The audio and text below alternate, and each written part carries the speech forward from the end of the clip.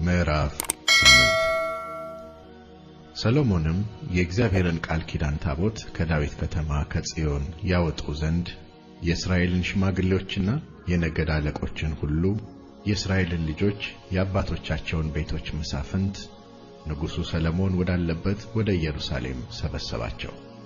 የእስራኤልም ሰዎች ኤታኒም በሚባለው በሰባተኛው ወር በበዓሉ ጊዜ ወደ ንጉሡ ወደ ሰሎሞን ተከማቹ። የእስራኤልም ሽማግሌዎች ሁሉ መጡ። ካህናቱም ታቦቱን አነሱ። የእግዚአብሔርንም ታቦት የመገናኛውንም ድንኳን በድንኳኑም ውስጥ የነበረውን የተቀደሰውን ዕቃ ሁሉ አመጡ። እነዚህንም ሁሉ ካህናቱና ሌዋውያኑ አመጡ።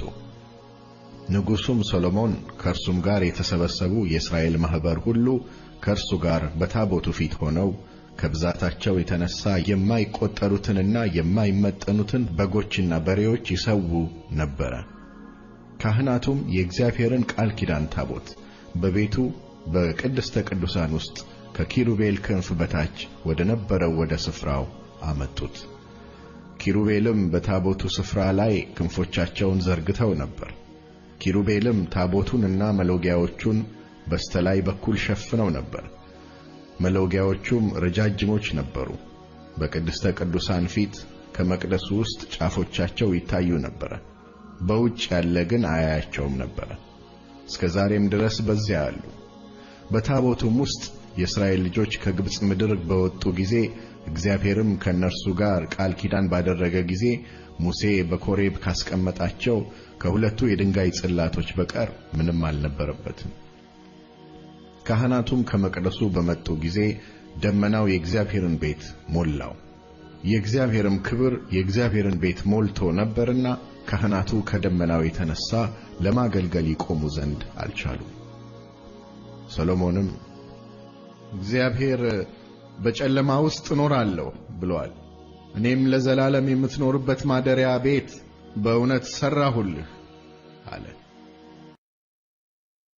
ንጉሡም ፊቱን ዘወር አድርጎ የእስራኤልን ጉባኤ ሁሉ መረቀ። የእስራኤልም ጉባኤ ሁሉ ቆመው ነበር። እርሱም አለ፣ ሕዝቤን እስራኤልን ከግብጽ ካወጣሁበት ቀን ጀምሮ ስሜ በዚያ ይሆን ዘንድ በእርሷም ቤት ይሠራልኝ ዘንድ ከእስራኤል ነገድ ሁሉ ከተማ አልመረጥኩም። አሁን ግን ስሜ በዚያ ይሆን ዘንድ ኢየሩሳሌምን መርጫለሁ፣ በሕዝቤም በእስራኤል ላይ ይሆን ዘንድ ዳዊትን መርጫለሁ ብሎ ለአባቴ ለዳዊት በአፉ የተናገረ በእጁም የፈጸመ የእስራኤል አምላክ እግዚአብሔር ይመስገን። አባቴም ዳዊት ለእስራኤል አምላክ ለእግዚአብሔር ስም ቤት ይሠራ ዘንድ በልቡ አሰበ።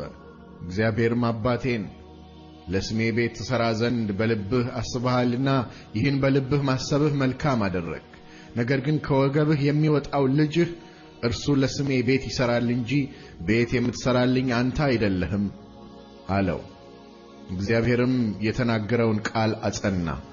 እግዚአብሔርም ተስፋ እንደሰጠ በአባቴ በዳዊት ፈንታ ተነሣሁ፣ በእስራኤልም ዙፋን ላይ ተቀመጥኩ። ለእስራኤልም አምላክ ለእግዚአብሔር ስም ቤት ሠራሁ።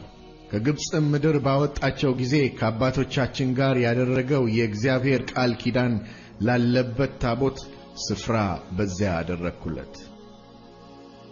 የእስራኤልም ጉባኤ ሁሉ እያዩ ሰሎሞን በእግዚአብሔር መሠዊያ ፊት ቆሞ እጆቹን ወደ ሰማይ ዘረጋ፣ እንዲህም አለ፣ የእስራኤል አምላክ አቤቱ፣ በላይ በሰማይ በታችም በምድር አንተን የሚመስል አምላክ የለም።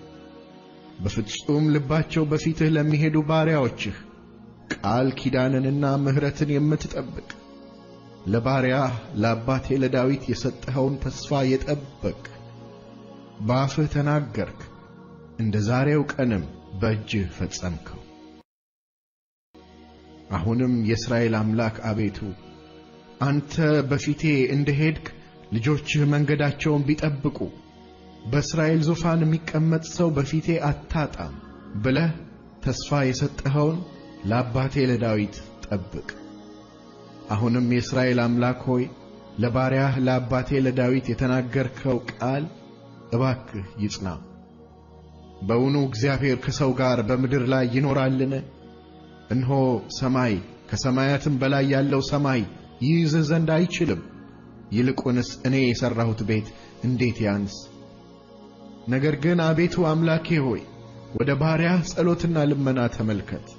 ዛሬም ባሪያህ በፊትህ የሚጸልየውን ጸሎትና ጥሪውን ስማ። ባሪያህ ወደዚህ ስፍራ የሚጸልየውን ጸሎት ትሰማ ዘንድ በዚያ ስሜ ይሆናል ወዳልከው ስፍራ ወደዚህ ቤት ዐይኖችህ ሌሊትና ቀን የተገለጡ ይሁኑ። ባሪያህና ሕዝብህ እስራኤል ወደዚህ ስፍራ የሚጸልዩትን ልመና ስማ። በማደሪያህ በሰማይ ስማ፣ ሰምተህም ይቅር በል። ሰው ባልንጀራውን ቢበድል በላዩም መሐላ ቢጫን እርሱም መጥቶ በዚህ ቤት በመሠዊያ ፊት ቢምል በሰማይ ስማ አድርግም። በባሪያዎችህ ላይ ዳኛ ሁን፣ በበደለኛውም ላይ ፍረድ፣ መንገዱንም በራሱ ላይ መልስበት። ንጹሑን አጽድቀው፣ እንደ ጽድቁም ክፈለው።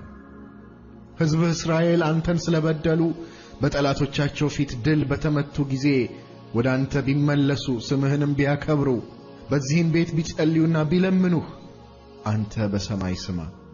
የሕዝብህንም የእስራኤልን ኀጢአት ይቅር በል፣ ለአባቶቻቸውም ወደ ሰጠሃት ምድር መልሳቸው።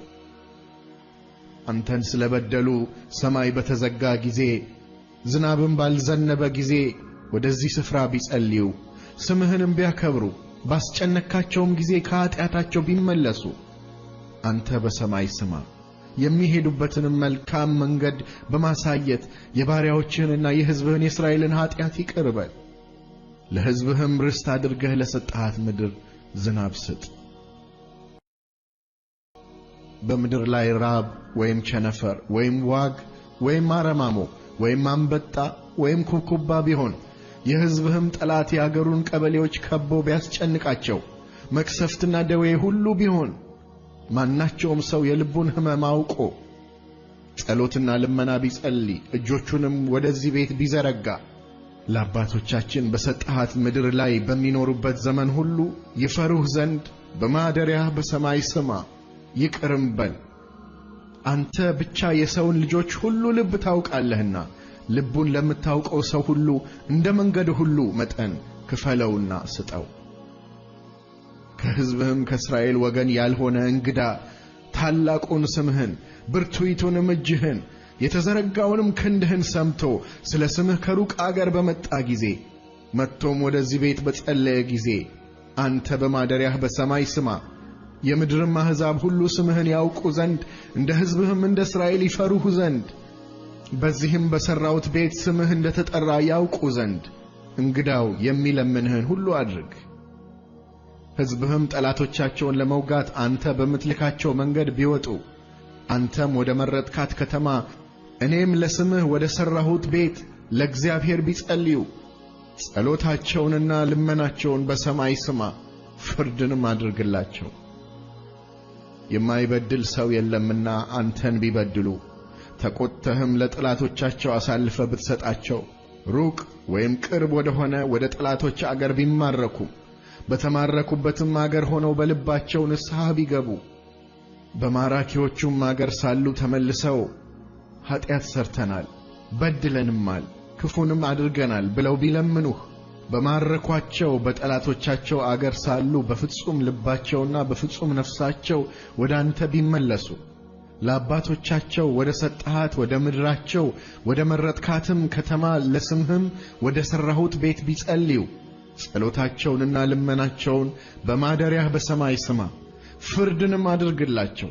አንተንም የበደሉህን ሕዝብህን በአንተም ላይ ያደረጉትን በደላቸውን ሁሉ ይቅር በል። ይራሩላቸውም ዘንድ በማረኳቸው ፊት ምሕረት ስጣቸው። ከግብፅ ምድር ከብረት እቶን ውስጥ ያወጣሃቸው ሕዝብህና ርስትህ ናቸውና በጠሩ ጊዜ ሁሉ ትሰማቸው ዘንድ ለባሪያህና ለሕዝብህ ለእስራኤል ልመና ዐይኖችህ የተገለጡ ይሁኑ። ጌታዬ እግዚአብሔር ሆይ አባቶቻችንን ከግብፅ ባወጣህ ጊዜ በባሪያህ በሙሴ እጅ እንደ ተናገርክ ርስት ይሆኑህ ዘንድ ከምድር አሕዛብ ሁሉ ለይተሃቸዋልና። ሰሎሞንም ይህችን ጸሎትና ልመና ሁሉ ለእግዚአብሔር ጸልዮ በፈጸመ ጊዜ በጉልበቱ ተንበርክኮ እጁንም ወደ ሰማይ ዘርግቶ ነበርና ከእግዚአብሔር መሠዊያ ፊት ተነሣ። ቆሞም የእስራኤልን ጉባኤ ሁሉ በታላቅ ድምፅ ሲመርቅ እንዲህ አለ። እንደ ተናገረው ተስፋ ሁሉ ለሕዝቡ ለእስራኤል ዕረፍትን የሰጠ እግዚአብሔር ይመስገን። በባሪያው በሙሴ ከሰጠው ከመልካም ተስፋ ሁሉ አንድ ቃል አልወደቀም። አምላካችን እግዚአብሔር ከአባቶቻችን ጋር እንደነበረ ከእኛ ጋር ይሁን። አይተወን አይጣለንም። በመንገዱም ሁሉ እንሄድ ዘንድ ለአባቶቻችንም ያዘዛትን ሥርዓትና ፍርድ ትእዛዙንም እንጠብቅ ዘንድ ልባችንን ወደ እርሱ ያዘንብል። ለባሪያውና ለሕዝቡ ለእስራኤል በየዕለቱ ፍርድን ያደርግ ዘንድ ይህች በእግዚአብሔር ፊት የለመንኳት ቃል በቀንና በሌሊት ወደ አምላካችን ወደ እግዚአብሔር የቀረበች ትሁን። የምድር አሕዛብ ሁሉ እግዚአብሔር እርሱ አምላክ እንደሆነ ከእርሱም በቀር ሌላ እንደሌለ ያውቅ ዘንድ እንደ ዛሬው ቀን በሥርዓቱ ትሄዱ ዘንድ ትእዛዙንም ትጠብቁ ዘንድ ከአምላካችን ከእግዚአብሔር ጋር ልባችሁ ፍጹም ይሁን። ንጉሡም ከእርሱም ጋር እስራኤል ሁሉ በእግዚአብሔር ፊት መሥዋዕት ሰዉ። ሰሎሞንም ለእግዚአብሔር ይሠዋ ዘንድ ለደህንነት መሥዋዕት 22,000 በሬዎችና 120,000 በጎች አቀረበ። ንጉሡና የእስራኤልም ልጆች ሁሉ እንዲሁ የእግዚአብሔርን ቤት ቀደሱ። በእግዚአብሔርም ፊት ያለው የናሱ መሠዊያ የሚቃጠለውን መሥዋዕትና የእህሉን ቁርባን የደህንነቱንም መሥዋዕት ስብ ይይዝ ዘንድ ታናሽ ስለነበረ በዛ የሚቃጠለውን መሥዋዕትና የእህሉን ቁርባን የደህንነቱንም መሥዋዕት ስብ አሳርጓልና በእግዚአብሔር ቤት ፊት የነበረውን የአደባባዩ መካከል ንጉሡ በዚያ ቀን ቀደሰ። በዚያም ዘመን ሰሎሞን ከእርሱም ጋር እስራኤል ሁሉ ከሐማት መግቢያ ጀምሮ እስከ ግብፅ ወንዝ ድረስ ያለው ታላቅ ጉባኤ በአምላካችን በእግዚአብሔር ፊት 7 ቀን በዓሉን አደረጉ። በስምንተኛውም ቀን ሕዝቡን አሰናበተ። እነርሱም ንጉሡን መረቁ። እግዚአብሔርም ለባሪያው ለዳዊትና ለሕዝቡ ለእስራኤል ስላደረገው ቸርነት ሁሉ በልባቸው ተደስተው ሐሴትም አድርገው ወደ ስፍራቸው ሄዱ።